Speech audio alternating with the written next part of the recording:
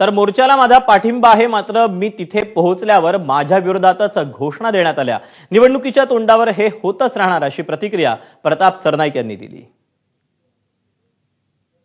मला पोलिसांनी सांगितलं की बाबा तुम्ही या बाजूला येऊ नका, कारण मोर्चाचे जे मोर्चेकरी आहेत ते तुमच्या विरोधामध्ये निषेधाच्या वगैरे घोषणा देण्याच्या तयारीत आहेत। मी त्यांना स्पष्टपणे सांगितलं, उबाटाची लोक किंवा मनसेचे लोक महायुतीचा मंत्री येणार म्हणून काय पुष्पगुच्छ किंवा हारतुरे घेऊन आमच्या समोर येणार नाही, ते आमचा निषेध करणारच। पण शेवटी मी येणार आहे ते मराठीच्या मोर्चामध्ये सहभागी व्हायला आणि मी आलो तिकडे। ठीक आहे, त्यांनी त्यांची पक्षीय भूमिका त्या ठिकाणी जाहीर केली। याचा अर्थ असा, हा मोर्चा मराठीचा नव्हता, हा मोर्चा तुम्ही मनसे आणि उबाटाच्या जे तुम्ही राजकारण करता त्या राजकारण त्या मोर्चामध्ये दाखवून दिलेलं आहे।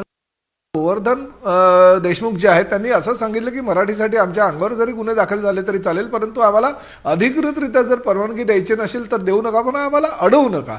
आणि ही भूमिका त्यांनी घेतली। पोलिसांनी जसं व्यापाऱ्यांच्या मोर्चा सुरळीतपणे चालू दिला तसं यांचाही चालू द्यायला पाहिजे होतं। काय गरज होती रात्री बेरात्री कोणाला कार्यकर्त्यांना अटक करायची, नंतर त्यांना पोलीस स्टेशनला डांबून ठेवायची? ही तर गुंडागर्दी। आणि शेवटी काय, हे आम्ही सरकारचे घटक आहोत, आम्ही प्रतिनिधी आहोत। राज्य सरकारमध्ये मंत्री म्हणून काम करत असताना आमच्यावर आरोप होतात की इंग्रजांच्या काळामध्ये अशी सुद्धा दंडेलशाही किंवा गुंडशाही नव्हती, तशा प्रकारची गुंडशाही या महायुतीच्या सरकारमध्ये आली।